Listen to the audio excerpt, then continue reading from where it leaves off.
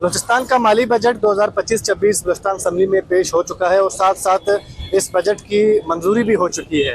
हुकूमत का ये दावा है कि ये बजट जो है अवाम दोस्त बजट है और साथ साथ इसमें यूथ और एजुकेशन पर जो है हमने फोकस किया हुआ है और उस पर हम काम करेंगे। अब इस बारे में हम यूनिवर्सिटी की राय जानेंगे कि यूनिवर्सिटी में जो तलबा पढ़ रहे हैं कि आया वो इस बजट से कितने मुतमईन हैं और इस बजट को किस हद तक वो फ़ायदेमंद समझते हैं। हम स्टूडेंट की राय जानते हैं। जब हमने इस बजट पे नज़र दौड़ाई, हमने इस बजट को पढ़ा तो हमने देखा यहाँ पे सिर्फ रोड, नाली, करप्शन, कमीशन, जो प्रोजेक्ट फज होते हैं, जिस प्रोजेक्ट में ज़्यादा कमीशन और बत्ताखोरी होती है, उन प्रोजेक्ट्स को ज़्यादा नवाजा गया है।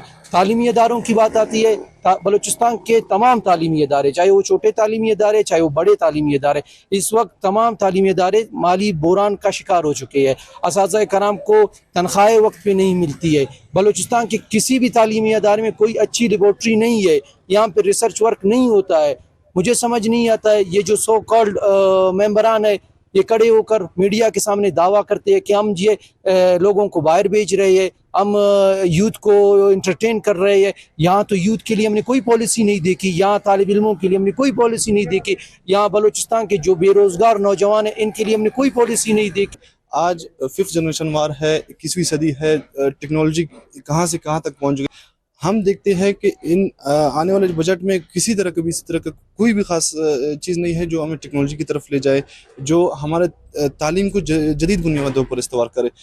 कोई ना इसी तरह के साइंसी इदारा हमारे लिए कायम किया गया, जो हमारे पिछले जो बजट से जो तसलसल चला आ रहा है वही निज़ाम है। बलूचिस्तान में पहले से गिने चुने मेडिकल कॉलेज है, उसको बिल्कुल बजट में नज़रअंदाज किया गया, उसके हवाले से बिल्कुल बजट में नहीं है।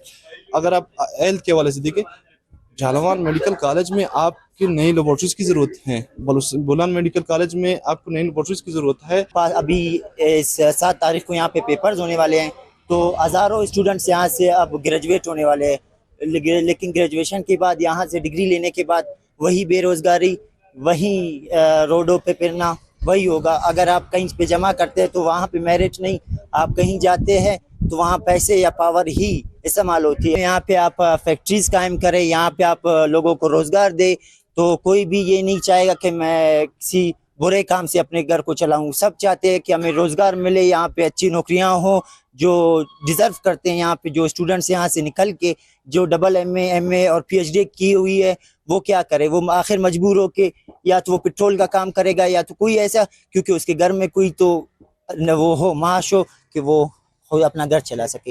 हाँ जी, बिल्कुल आपने स्टूडेंट्स की राय सुनी। इनका ये कहना है कि दौर जदीद की मुनासिबत से इस बजट में इनके लिए कोई खातिर खा जो है प्रोजेक्ट्स नहीं रखे गए हैं, जिसके बायस इनमें जो है तशवीश पाया जा रहा है और उन्होंने इस बजट को मुस्तरद कर दिया है। और साथ साथ इन्होंने ये कहा कि इस वक्त जो बलूचिस्तान यूनिवर्सिटी समेत दीगर यूनिवर्सिटीज़ हैं वो माली बहरान का शिकार।